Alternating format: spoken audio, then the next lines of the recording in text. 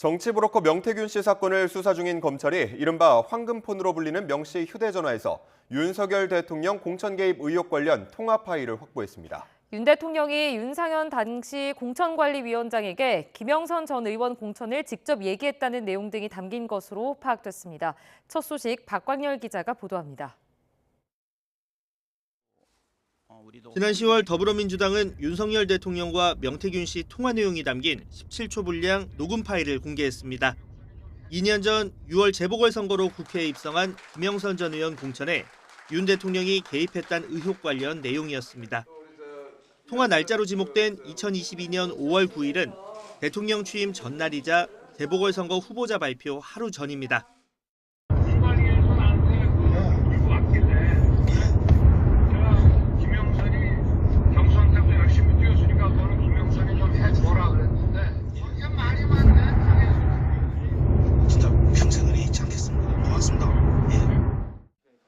이후 검찰은 명 씨가 이미 제출한 휴대전화와 USB 포렌식 분석을 통해 2분 30여 초 통화 녹음 원본 파일 전체를 확보했습니다.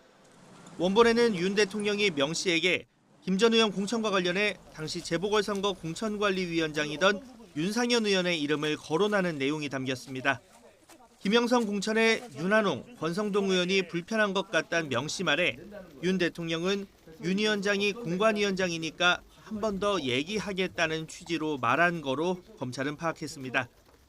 지난 11월 기자회견에서 누구에게 공천을 주라고 한 적이 없다며 공관위원장이 윤상현 의원이란 것도 몰랐다고 밝힌 점과 정면으로 배치되는 대목입니다. 저는 그 당시에 공관위원장이 우리 정진석 비서실장인 줄 알고 있었어요. 지방선거 공관위원장이 이거를 같이 하는 거라고 생각을 하고 원리 원칙에 대한 얘기만 했지 누구를 공천을 주라 이런 얘기는 해본 적이 없습니다. 검찰은 윤 대통령과 명 씨 통화 50여 분 뒤 명 씨와 김건희 여사와의 통화 내용도 확보한 거로 알려졌습니다. 김 여사가 명 씨에게 당선인이 지금 전화를 했고 걱정하지 마라, 잘 될 거다란 취지로 말하는 내용이 담긴 것으로 검찰은 보고 있습니다. 여기에 명 씨가 지난 대선 경선 기간 전후 책임당원 대상 비공표 여론조사 결과를 메신저를 통해 윤 대통령에 4차례 전달한 내용도 검찰 확보 자료에 포함된 것으로 파악됐습니다. YTN 박광열입니다. 윤석열 대통령이 탄핵 서류를 일주일 넘게 반송하고 있습니다. 헌법재판소는 일단 송달이 완료됐다고 간주하고 절차를 이어가기로 했습니다. 김다현 기자입니다. 윤석열 대통령이 일주일 넘게 탄핵 심판 서류를 거부하자 헌법재판소가 강수를 뒀습니다. 지난 20일 대통령 관저에 도달한 서류가 발송 완료됐다고 간주하고 절차를 이어가기로 한 겁니다. 소송 서류를 실제로 수령하지 아니한 때에도 송달의 효력은 발생합니다. 1998년 대법원 판례를 보면 서류를 대리인에게 주거나 집 앞에 놓고 올 수도 없는 경우에는 재판에 필요한 각종 서류를 우편으로 보낼 수 있습니다. 이 경우 송달 효력은 우편이 해당 장소에 도달한 경우 발생합니다. 헌재 결정에 따라 윤 대통령은 각종 서류를 모두 송달받은 셈이 됐습니다.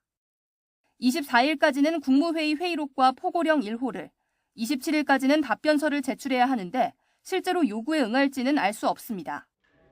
윤 대통령이 대리인 선임계도 제출하지 않는 등 심판 절차에 아예 임하지 않고 있기 때문입니다. 헌재는 오는 27일 예정된 첫 변론 준비 기일을 예정대로 진행한다는 방침인데 윤 대통령 측은 헌재 송달 간주와 27일 기일 진행이 무리하다고 밝혔습니다. 대통령께서는 국회에서 탄핵 소추가 의결이 되고 한 지가 지금 아직 열흘도 채 되지 않았다. 그런 점에서 굉장히 지금 헌법재판소가 왜 이렇게 서두느냐, 이 중요한 사안을. 헌법재판소는 신속한 재판 방침을 밝힌 가운데 윤 대통령 측이 헌재의 이번 요구에는 제대로 응할지 주목됩니다. YTN 김다현입니다. 윤 대통령은 성탄절인 내일 조사를 받으라는 공조수사본부의 2차 출석 요구서 역시 수령을 거부했습니다. 1차에 이어 2차 소환 시도도 무산될 가능성이 커진 건데 결국 체포영장 청구 수순을 밟을 거란 전망이 나옵니다. 차정윤 기자입니다. 공수처와 경찰 등으로 꾸려진 공조수사본부가 윤석열 대통령에게 보낸 2차 출석 통지서도 결국 전달되지 않았습니다. 총무 비서관실과 부속실에 발송한 건 수취인 불명, 대통령 관저는 수취 거절로 확인된 겁니다. 전자공문 역시 미확인 상태인 것으로 나타났습니다. 이에 따라 성탄절 오전 10시로 계획한 윤 대통령 소환 조사는 불발될 가능성이 커졌습니다. 공조보는 일단 당일까지 기다려보겠다는 입장을 견지하면서도 최종적으로 출석하지 않을 상황에 대비해 여러 시나리오를 검토하고 있습니다. 새 날짜를 정해 3차 출석 요구서를 보내는 방법도 제기되는데 사실상 이번이 최후 통첩이라는 분석이 나오는 만큼 가능성은 크지 않을 거란 전망입니다. 제3의 장소에서 출장 조사하는 방식이나 서면 조사하는 방법도 거론되지만 김건희 여사 살해 당시 여론의 역풍을 맞았던 만큼 공수처가 실행에 옮길지는 미지수입니다. 결국 남은 건 체포영장 카드입니다. 다만 현직 대통령을 상대로 한 첫 사례가 되는 만큼 공수처도 신중하게 접근하고 있습니다. 그래서 2차 소환에 불응을 하면 본부장님 이제 체포영장 청구해야 되는 거 아닙니까? 공수처에서 적절한 절차를 진행하지 않을까 생각하고 있습니다. 윤 대통령이 만약 소환에 응한다면 공조수사본부에 함께하는 경찰도 대면 조사에 참여할 것으로 보입니다. YTN 차정은입니다. 윤석열 대통령의 변호인단 자문을 하는 석동현 변호사가 대통령은 수사보다 탄핵 심판이 우선해야 한다는 생각이라고 밝혔습니다. 석 변호사는 어제 기자들과 만나 지금 대통령은 직무 권한이 잠시 정지됐을 뿐 엄연한 대통령 신분이라며 수사보다 탄핵 심판 절차가 우선이라고 밝혔습니다. 그러면서 박근혜 전 대통령도 탄핵 심판 절차가 먼저 이루어지고 수사가 진행됐다며 현직 대통령이 수사기관에 출석해 조사받는 것은 적절하지 않다고 설명했습니다. 경찰청 국가수사본부 특별수사단은 어제 김용현 전 국방부 장관이 경찰의 접견 조사를 거부했다고 밝혔습니다. 특별수사단은 구속 상태인 김 전 장관을 검찰에 협조하려 조사하려 했지만 김 전 장관이 거부했다고 전했습니다. 또 접견 조사 거부 이후 경찰이 변호인을 통해 서면 질의서를 전달했지만 김 전 장관 측이 일괄 진술을 거부한다는 입장을 알려왔다고 설명했습니다. 비상계엄을 모의한 혐의를 받는 노상원 전 정보사령관의 수첩에 북한의 공격을 유도한다는 취지의 내용이 적혀 있는 것으로 확인됐습니다. 경찰청 국가수사본부 특별수사단은 어제 기자 브리핑에서 노 전 사령관의 수첩에 북반 한계선 NLL에서 북의 공격을 유도라는 문구가 적혀 있었다고 설명했습니다. 경찰은 또 수첩에 국회 봉쇄라는 표현이 적혀 있었고 정치인과 언론인, 종교인, 노조, 판사 등을 수거 대상으로 표현했다고 밝혔습니다. 그러면서 수거는 체포의 의미로 해석된다며 대상자들의 수용 및 처리 방법에 대한 언급과 함께 일부는 실명이 적혀 있었다고 말했습니다. 노 전 정보사령관이 주도한 햄버거 회동은 합동수사본부에 별도의 수사 2단을 만들기 위한 모임이었다고 경찰이 밝혔습니다. 경찰은 수사 2단 출범에 따른 인사발령 문건도 국방부에서 확보했는데 첫 임무는 중앙선관위 서버 압수였습니다. 배민혁 기자의 보도입니다. 비선 실세로 지목된 노상원 전 정보사령관은 경기 안산 점집 근처 햄버거 가게에서 두 차례 회동을 주도했습니다.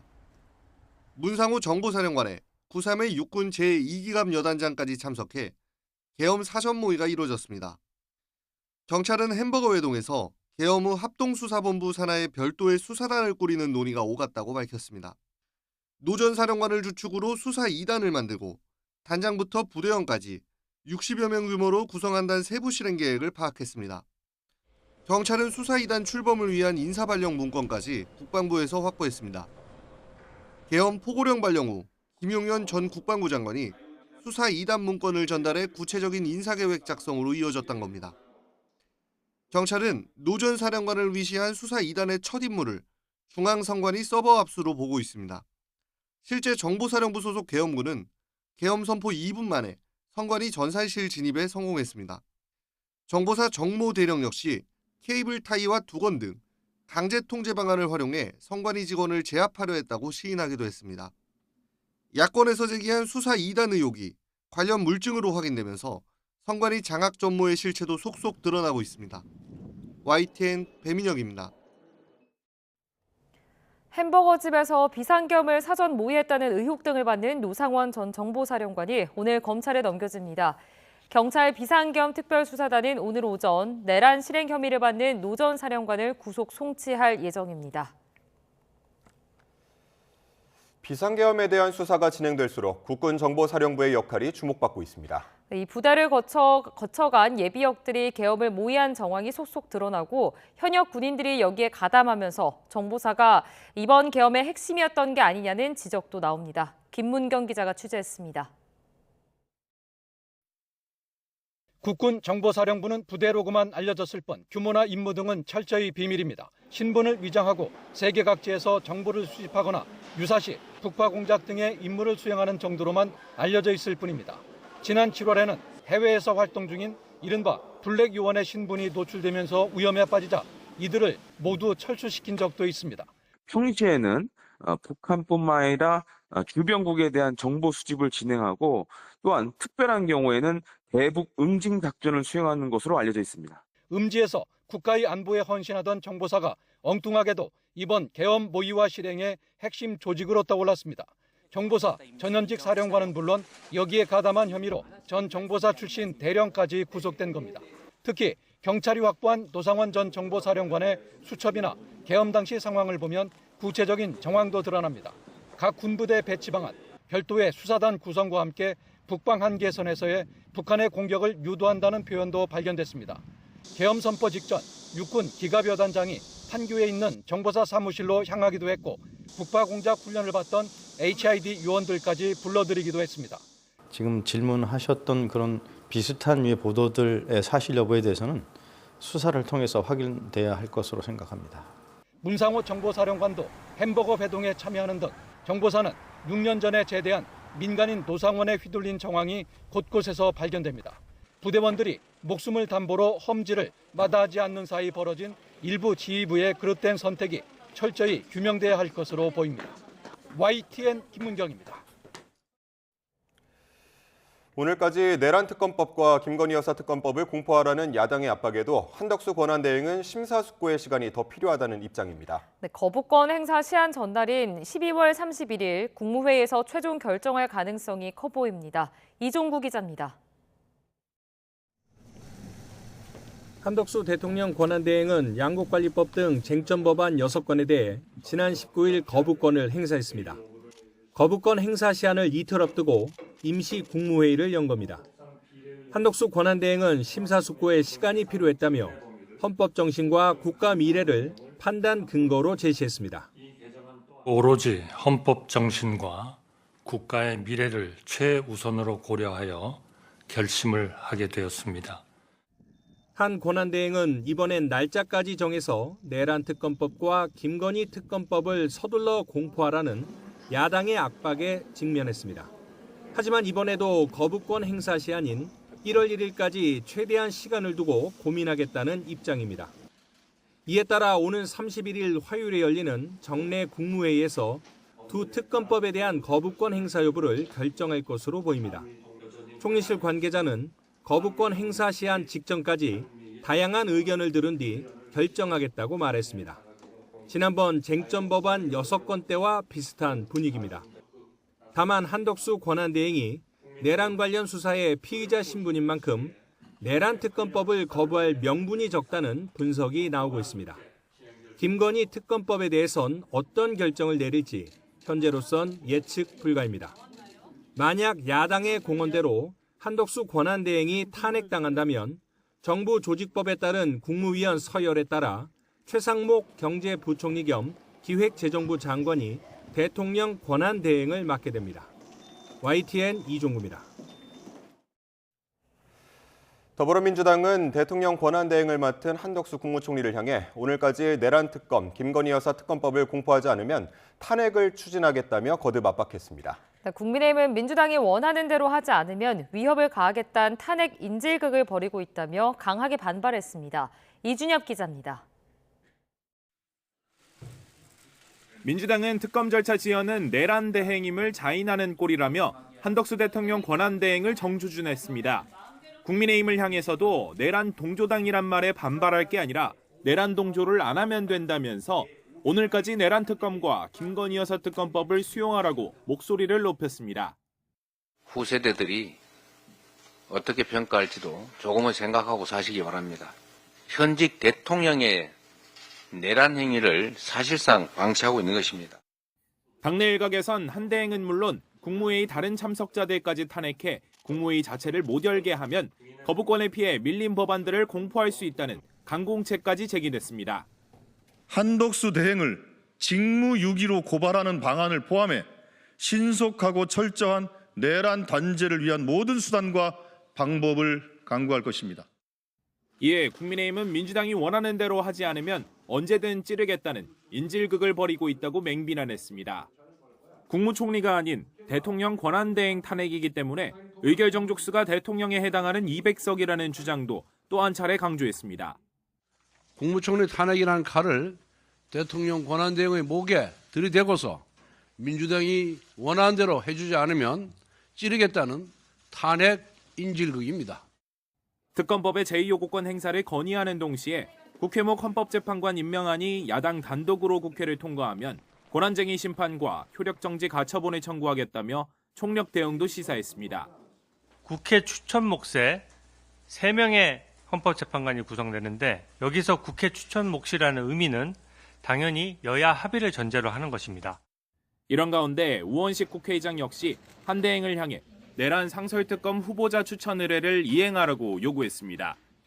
애초 민주당 내에선 국정 공백을 우려해 한덕수 대행 탄핵에 신중론이 상당했지만 끝모를 여야 대치로 탄핵 불가피론에 힘이 실리면서 불안정한 정국이 계속되고 있습니다. YTN 이준엽입니다. 국회 입법조사처는 대통령 권한대행을 맡고 있는 한덕수 국무총리의 탄핵 소추안이 국회에서 의결될 수 있는 정족수가 151명이라고 밝혔습니다. 입법조사처는 민주당 김한교 의원실에 보낸 답변에서 권한대행 취임 이전 총리로서 직무를 수행하는 중 탄핵 사유가 발생한 경우엔 국무총리 탄핵안 의결 요건이 적용된다는 점에 학계도 이론이 없다고 설명했습니다. 헌법은 대통령을 제외한 국무위원 등의 탄핵소추 의결 정족수를 제적의원 과반인 151명으로 대통령의 경우 제적의원 3분의 2, 즉 200명 이상 찬성으로 정하고 있습니다. 민주당은 한 대행이 내란특검법과 김건희 특검법 공포를 미룬다며 탄핵안 발의를 검토하고 있는데 탄핵 사유에 국무총리 시절 범죄 혐의만 포함하겠다는 방침입니다. 국무총리실은 국무위원 가운데 5명이 추가로 탄핵 소추안이 의결돼 직무가 정지되면 국무회의 안건 의결이 불가능하다고 밝혔습니다. 총리실 고위 관계자는 기자들과 만나 국무회의 의사 의결 정족수와 관련한 질문에 국무위원 5명이 더 탄핵 소추되면 참석 가능한 인원은 10명만 남는다며 이같이 답했습니다. 현재 국무회의 구성원은 대통령과 총리, 장관급 국무위원 19명 등 전체 21명으로 의사 정족수와 의결 정족수는 각각 11명과 8명입니다. 이 관계자는 국무회의 의결이 불가능할 경우 국회를 통과한 법안이 자동 발효된다는 야당의 주장에 대해선 국회의장이 공포할 수 있는 것으로 안다면서도 책임 있는 야당으로서 그런 상태까지 염두에 두고 말한 것으로 생각하진 않는다고 밝혔습니다. 국회 헌법재판관 인사청문 특별위원회는 더불어민주당이 추천한 마은혁, 정계선 후보자 인사청문회를 국민의힘 의원들이 불참한 가운데 야당 단독으로 진행했습니다. 야당 의원들은 한덕수 대통령 권한대행이 국회가 추천한 헌법재판관 후보자를 임명할 수 없다는 국민의힘의 주장은 아무런 법적 근거가 없다고 비판했습니다. 국회는 오늘 여당 추천 몫인 조한창 헌법재판관 후보자 인사청문회를 실시합니다. 야당은 조 후보자를 비롯해 어제 청문회를 마친 마은혁, 정계선 후보자 등 3명의 임명 동의안을 오는 27일 본회의에서 처리한다는 계획입니다. 반면 여당은 한덕수 대통령 권한대행이 헌법재판관을 임명할 수 없다고 주장하고 있어 어제 이어 오늘 청문회에도 불참할 것으로 보입니다. 최상목 경제부총리는 내년 우리 경제 성장률이 잠재 성장률을 소폭 밑돌 가능성이 큰 것으로 전망했습니다. 계엄 사태 이후 환율 급등에 대해선 국내 정치와 강달러가 절반씩 영향을 미친 것으로 평가했습니다. 보도에 오인석 기자입니다. 정부 세종청사 기자실을 방문한 최상목 경제부총리는 국무위원의 한 사람으로서 결과적으로 12.3 계엄을 막지 못한 책임을 통감한다고 말했습니다. 현 경제 상황에 대해선 계속된 내수 부진 속에 최근 정치적 상황 때문에 심리가 위축됐다며 여러 불확실성이 확대되는 흐름이라고 밝혔습니다. 여러 가지 하방 리스크가 크기 때문에 내년 성장 전망은 하향은 불가피한데 잠재 성장률을 보다는 소폭 밑돌 가능성이 크다고 보여집니다. 우리 경제 잠재 성장률이 2% 정도임을 고려하면 1%대 후반의 성장률에 그칠 것이라는 의미로 해석됩니다. 내년 1분기 추경 편성 가능성에 대해서는 본 예산 조기 집행이 우선이라는 기존 입장을 재확인했습니다. 내년 예산이 1월 1일부터 시행되도록 하는 게 우선인데 복지와 SOC 등 11조 6천억 원을 2분기에서 1분기로 추가로 앞당겨 쓰기로 했습니다. 최 부총리는 12.3 계엄 사태 이후로 급등한 환율은 국내 정치와 강달러가 영향을 미친 것으로 분석했습니다. 올라온 거에 한 절반 정도는 우리의 경제적, 정치적인 어떤 사건 때문에 올라왔다고 평가하고 나머지 절반은 아시겠지만은 강달러 때문에라고 평가를 하는 것이 한국은행도 같은 분석이라고 알고 있습니다. 반도체법 등 당장 필요한 법은 늦어도 내년 초에는 국회를 통과하도록 노력하겠다며 여야정 합의도출 시스템이 작동하는 것을 보여주는 게 대외 신인도에 매우 중요하다고 강조했습니다. 최 부총리는 국회 운영비 중단 등의 내용이 담긴 것으로 알려진 계엄 지시 문건과 관련해서는 즉답을 피했습니다. 본회의 기재위에서 했던 얘기를 지금 다 읽고 왔거든요. 근데 보니까 더 이상 드릴 말씀이 없습니다. 수사기관에 제출한 자료에 대해서도 제가 다 말씀을 드렸고 자료의 내용에 대해서는 일단 수사기관에 물어보셔야 될 사항인 것 같습니다. 한덕수 대통령 권한대행경 국무총리의 탄핵 가능성이 거론되면서 최 부총리가 대통령 권한대행을 맡을 수 있다는 전망과 관련해서는 대외 신인도를 안정적으로 관리하기 위해 한덕수 권한대행 중심으로 최선을 다하고 있다고 답했습니다. YTN 오인석입니다. 지난주 이틀 연속 하락했던 우리 증시가 어제 외국인과 기관의 매수세에 1% 이상 상승 마감했습니다. 유가증권 시장에서 코스피는 외국인이 1,500억 원, 기관이 4,400억 원 순매수에 힘입어 1.57% 오른 2,442.01로 장을 마치며 2,400선을 회복했습니다. 코스닥 시장에서 코스닥 지수 역시 외국인이 1,300억 원, 기관이 1,000억 원 순매수하며 1.64% 오른 679.24로 마감했습니다. 서울 외환시장에서 원달러 환율은 1,446원으로 개장해 어제 오후 3시 반 기준으로 0.6원 오른 1,452원을 기록했습니다. 한 줄 뉴스입니다. 정부는 국내 석유화학 산업이 전례 없는 위기를 맞고 있다며 경쟁력 확보를 위한 기업의 사업 재편을 적극 지원하겠다고 밝혔습니다. 국내 중소기업 2곳 가운데 한 곳은 판매 부진과 원부자재 가격 상승 등으로 올해 자금 사정이 지난해보다 나빴던 것으로 나타났습니다. 은행권이 대출 상환에 어려움을 겪는 소상공인에 대해 장기 분할 상환이나 금리 감면 등의 채무 조정을 지원하기로 했습니다. 한국전력은 내년 1분기에 적용할 연료비 조정 단가를 현재와 같은 킬로와트 시당 5원으로 유지한다고 밝혔습니다. 현재 해외 여행자는 술을 2리터 400달러 한도에서 최대 2병까지 면세로 들여올 수 있는데 정부가 이 중 병수 제한을 내년 중에 없애기로 했습니다. 한국철도공사 코레일이 KTX 특실 가격 할인율을 실제보다 높게 보이도록 표시했다가 공정거래위원회로부터 시정 명령을 받았습니다. 제2금융권에서 사업자 대출을 받은 소상공인들은 이번 달 31일까지 4분기 환급 신청을 하면 최대 150만 원까지 이자를 돌려받을 수 있습니다.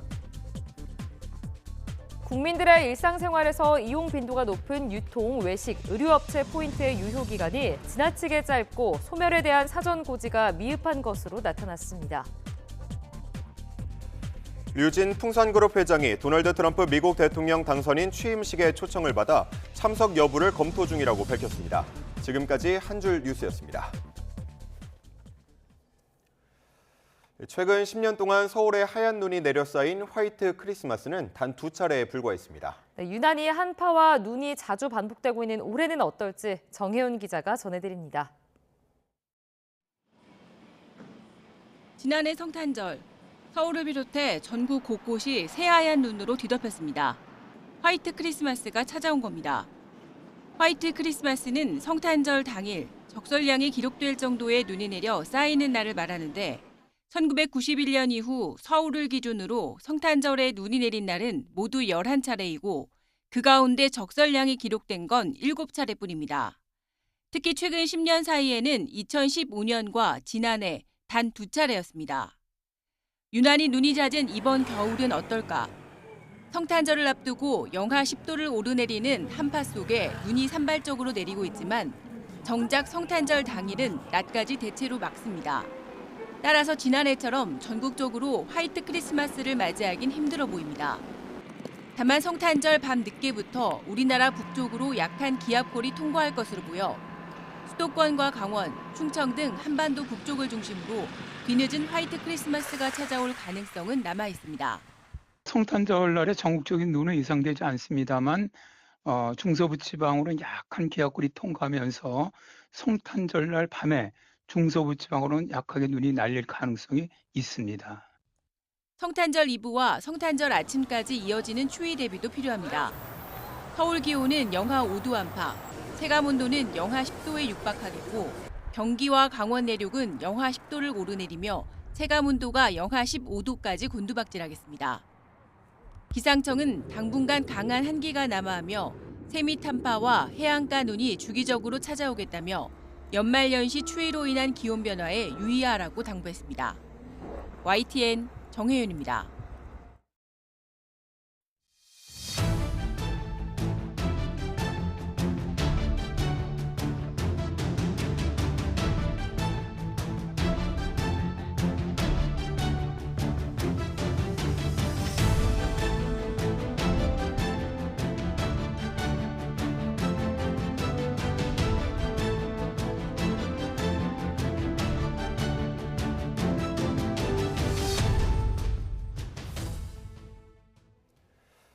어젯밤 서해안 고속도로 서평택 나들목 인근에서 유조차가 가드레일을 들이받고 넘어지면서 불이 났습니다. 이 사고로 60대 운전자가 숨지고 현장 수습을 위해 인근 도로가 전면 통제되며 한때 극심한 교통 혼잡이 빚어졌습니다. 김태원 기자입니다. 검게 그을린 차량이 옆으로 넘어져 있고 그 안에선 시뻘건 불길이 폭발하듯 터져 나옵니다. 검은 연기도 건너편 도로를 뒤덮을 기세로 뿜어져 나옵니다. 사고가 난 건 어젯밤 9시 50분쯤 서해안 고속도로 서평택 나들목에서 서평택 분기점으로 가던 25톤 유조차가 갑자기 중앙분리대를 들이받고 건너편으로 넘어졌습니다. 3만 리터의 등유를 싣고 상행선으로 주행하다가 이상의 원인으로 중앙분리대를 넘어서 하행선 방향에 전도되면서 사고 충격으로 유조차에서 불이 나면서 운전자 60대 남성이 숨졌습니다.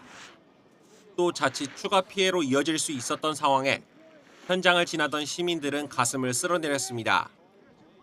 불길이 그냥 순식간에 거기에 붙어가지고 너무 놀래갖고 저희는 저희 차에 불이 붙는 줄 알았거든요. 그냥 넘어졌다면 우린 전부 다 불에 다 죽었을 거예요. 소방당국은 인근 소방서 인력과 장비를 모두 동원하는 대응 2단계를 발령해 진화 작업을 벌였습니다. 이 과정에서 한때 일대도로 양방향 통행이 전면 통제되며 극심한 교통 혼잡이 빚어지기도 했습니다. 불길이 잡히면서 2시간 만에 양방향 차선 일부는 통행이 재개됐습니다. 경찰과 소방당국은 현장을 수습하는 대로 구체적인 사고 경위와 화재 원인 등을 조사할 계획입니다. YTN 김태원입니다. 충북 충주에 있는 수소충전소에서 충전을 마친 시내버스가 폭발해 3명이 다쳤습니다. 사고 버스는 차량 이상으로 수리를 받으러 이동하기 위해 충전했던 것으로 확인됐습니다. 이성우 기자입니다. 수소충전소 충전기 옆에 시내버스 2대가 정차 중입니다. 버스 뒤편을 사람이 걸어가는 도중 갑자기 정차 중이던 버스 한 대가 폭발합니다. 폭발 여파가 얼마나 컸는지 검은 연기와 함께 차량 파편이 사방으로 날아갑니다. 오전 11시 10분쯤 충북 충주시 목행동에 있는 수소충전소에서 충전을 마친 시내버스가 폭발했습니다.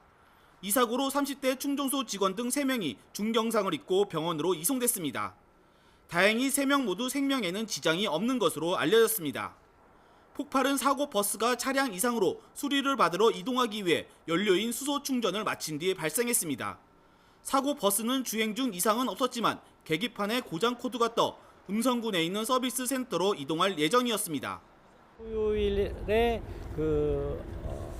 F로 시작하는 고장 코드가 발견이 돼서 현대자동차 대형 서비스 센터가 있는 감곡으로 이동하기 전에 사고가 나자 한국가스 안전공사는 2차 사고 위험이 있는지 충전소 내 저장실과 압축기 등을 점검했습니다.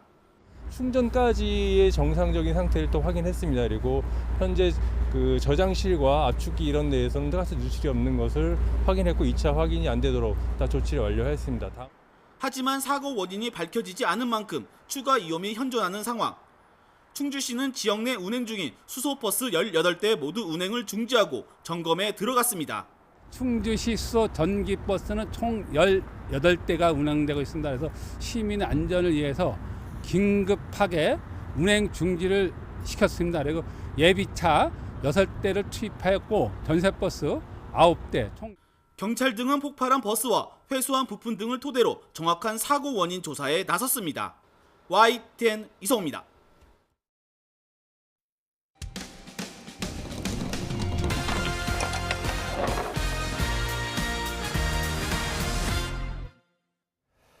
아스팔트로 포장된 땅속에 갇힌 새끼 고양이들이 시민들의 관심 덕분에 무사히 구조됐습니다. 네, 고양이가 숨어있는 상태에서 포장 공사가 진행되면서 벌어진 일인데 어떻게 된 일인지 차상은 기자가 취재했습니다. 건물 가장자리 땅속에서 고양이 울음소리가 들립니다.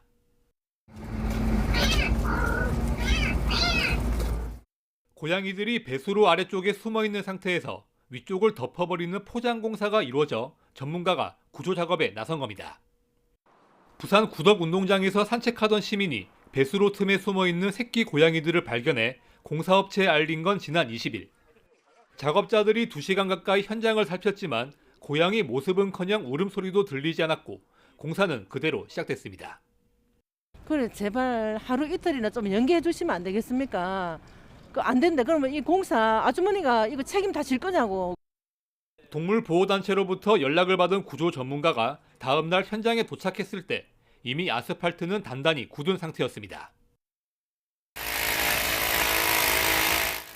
틈을 만들기 위해 깨부수는 작업이 밤새 이뤄졌고 새끼 고양이 한 마리가 구멍 사이로 얼굴을 내밀며 살아있음을 알렸습니다. 얼마 지나지 않아 다른 새끼 한 마리도 모습을 드러내 무사히 구조됐습니다. 아스팔트 포장재가 닿지 않은 틈 사이에 숨은 지 이틀 만입니다. 살아있는 생명이 있었잖아요. 2마리가 벌써. 한 마리 있는지는 확인도 안 된 상태지만 지금 그걸 확인도 안 한 상태에서 묻었다는 거는 이거는 진짜 저희들 입장에서는 용납이 안 되는 거죠. 이해도 안 되고. 동물보호단체와 운동장 측은 고양이가 더 있을 가능성이 있다고 보고 당분간 구조 작업을 이어가기로 했습니다. 일단은 먹이로 유인하고 그다음 고양이 울음소리도 유인해가지고 자력으로 탈출할 수 있는 시간을 주기로 했습니다. 하마터면 얼어붙은 땅속에서 짧은 생을 마칠 뻔한 새끼 고양이들. 시민들의 관심 덕분에 삶을 이어갈 수 있게 됐습니다. YTN 차상입니다. 크렘린궁이 내년 러시아의 제2차 세계대전 승리 기념일 행사에 북한군이 참여할 수 있다고 밝혔습니다. 북러 군사적 밀착을 더욱 과시할 것으로 예상되는데 북한군의 러시아 파병은 북한이 먼저 제안한 것이라는 보도도 나왔습니다. 김잔디 기자의 보도입니다. 해마다 5월 9일 소련이 제2차 세계대전에서 나치 독일에 승리한 날을 기념해 불공광장에서 열리는 전승절 행사. 러시아 크렘린궁은 내년 80주년 행사를 매우 중요하게 여긴다며 열병식에 북한군이 참여할 수 있다고 밝혔습니다. 앞서 지난달 30일 러시아 국방장관도 북한군을 전승절 열병식에 초청했다며 긍정적 결정을 기다린다고 말한 바 있습니다. 내년 행사에 북한군이 참여하면 북한군의 러시아 파병에 이어 더욱 밀착된 북러 군사 관계를 과시하는 계기가 될 것으로 보입니다. 이런 가운데 10,000명 이상으로 추정되는 북한군의 러시아 파병은 북한의 제안에서 비롯된 것이라는 보도가 나왔습니다. 뉴욕타임즈는 현지 시간 23일 미국 정보 당국자들을 인용해 북한군의 파병은 북한의 구상이었고 푸틴 대통령이 이를 신속하게 수용했다고 전했습니다. 그동안 북한의 파병은 전쟁 장기화 속에 병력 수급난을 겪고 있는 러시아의 절박함을 보여주는 일이라는 것이 서방의 주된 평가였는데 러시아가 먼저 파병을 요청한 것이 아니라 북한이 스스로 제안한 것이라는 게 미 정보당국의 판단입니다. 젤렌스키 우크라이나 대통령은 러시아 쿠르스크 전선에서 전사했거나 다친 북한군이 3,000명을 넘어섰다고 주장했습니다. 이어 북한이 러시아에 더 많은 병력과 군사 장비를 보낼 위험이 있다고 덧붙였습니다.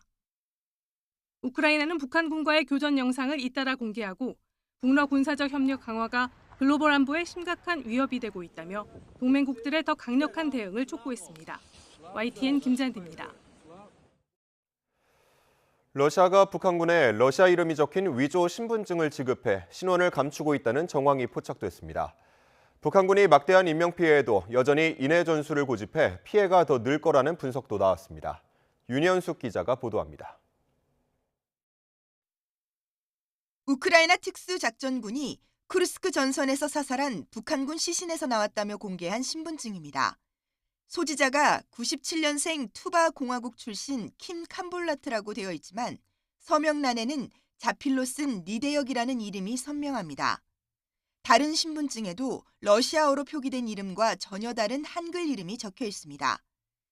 우크라이나 매체들은 사진과 발급 기관 도장도 없는 신분증의 진위가 의심스럽다며 러시아가 북한군의 존재를 감추기 위해 지급한 위장 신분증이라고 주장했습니다. 또 우크라이나의 포로로 잡힌 러시아 병사들의 신문 내용을 입수했다며 이들이 북한 병사들에 대해 불만을 토로했다고 보도했습니다. 무례하다, 무기를 부주의하게 다룬다는 불만부터 언어 장벽으로 인한 소통의 어려움까지 내용은 다양했습니다. 쿠르스크의 눈 덮인 개활지에서 보병 돌격을 감행하다 큰 피해를 입은 북한군이 진격 방향을 바꾸고 있다는 분석도 나왔습니다. 사방이 탁 트인 생소한 전장 환경과 낯선 신무기 드론의 사상자가 속출하자 동쪽에 펼쳐진 우거진 숲을 가림막으로 활용해 진격하는 방안을 준비하고 있다는 겁니다. 하지만 장갑차나 포병 지원이 없는 보병 인해 전술이라는 골격은 그대로여서 인명 피해만 더 키울 거라는 지적도 나옵니다. 미군 당국자는 쿠르스크 전선에서 북한군의 사상자가 이미 수백 명에 이른다고 밝혔습니다. YTN 윤현숙입니다.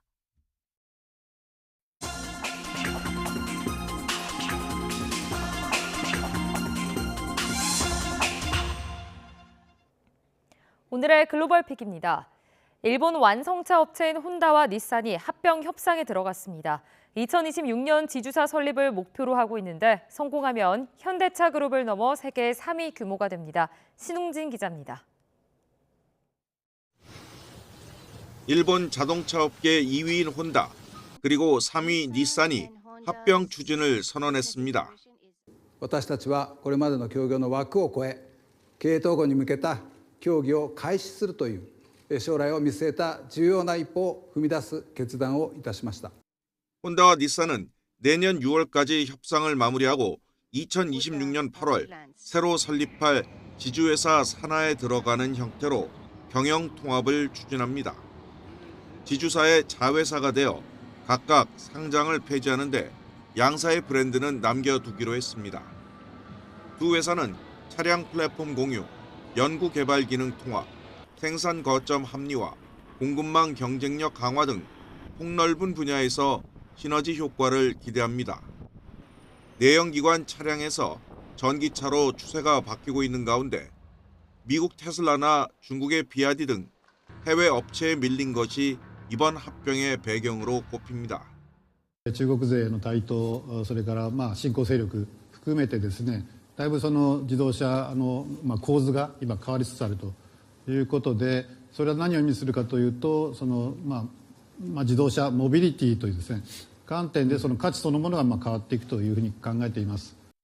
혼다와 닛산의 글로벌 생산량을 합하면 735만 대로 선두인 도요타와 2위 독일 폭스바겐에는 못 미치지만 730만 대인 현대차 그룹을 밀어내고 세계 3위로 올라서게 됩니다. 혼다와 닛산 지주회사의 미쓰비시 자동차도 합류를 고민하고 있는데 다음 달인 내년 1월에 결정할 예정입니다. YTN 신홍진입니다.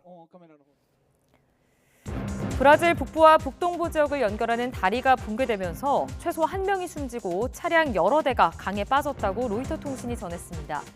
현지 시각 22일 마라냥주 에스토레이토시와 토칸틴스주 아기오 아르노폴리스시를 연결하는 533m 다리의 중앙 부분이 붕괴됐다고 전해졌는데요. 당국은 이 사고로 다리를 지나던 트럭 2대와 승용차 1대, 오토바이 1대가 강 아래로 추락했고 탱커 트럭이 싣고 가던 황산이 강에 유출됐다고 설명했습니다. 러시아 시베리아의 야쿠티아에서 5만 년 전 살았던 것으로 추정되는 아기 매머드가 발견됐다고 이즈베스티아 등 러시아 매체들이 보도했습니다.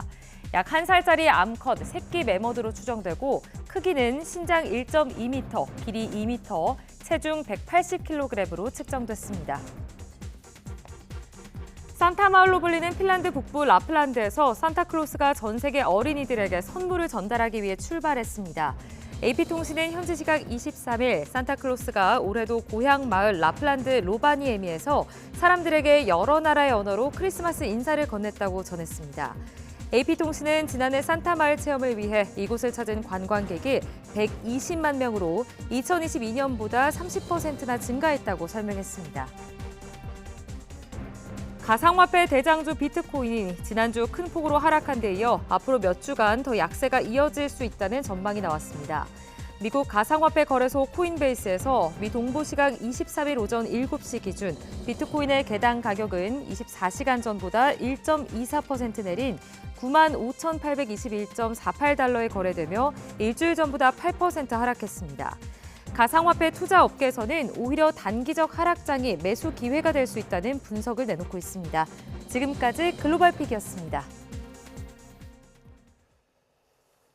이번 프로야구 스토브리그의 특징은 우승에 도전하는 기아와 삼성, LG 등 3강 팀들의 경쟁적인 전력 보강입니다. 반면 정규리그 4위 팀 두산은 내부 육성으로 승부수를 던졌는데 어떠한 결과를 낳을지 관심입니다. 이경재 기자입니다. 가을 야구에서 탈락한 중하위권 팀들이 단번에 전력을 보강할 수 있는 기회인 스토브리그. 올해는 한화를 제외하면 기아와 삼성, LG 등 3강이 시장을 주도하고 있습니다. 기아는 조상우, LG는 장현식과 김강률을 데려와 불펜을 강화했고 삼성은 최원태를 영입해 선발 마운드를 높였습니다. 세 팀 모두 우승을 위해 최대한 팀 전력의 변수를 줄이겠다는 판단입니다. 반면에 정규리그 4위 두산은 일찌감치 지갑을 닫고 내부 육성에 기대를 걸고 있습니다. 투타에서 꼭 필요한 선수였던 FA 허경민과 김강률도 꼭 잡으려는 의지가 부족했던 탓에 경쟁팀으로 떠나보냈습니다. 전력의 변수가 커지는 선택을 하며 우승을 노리는 더 어려운 길에 도전장을 던진 겁니다. 2년간 빨리 시즌을 마무리하면서 많은 것을 느끼고 25년도에는 10개 구단 중에 가장 늦게까지 야구할 수 있는 준비를 하고 있습니다. 도전에 근거가 없는 건 아닙니다.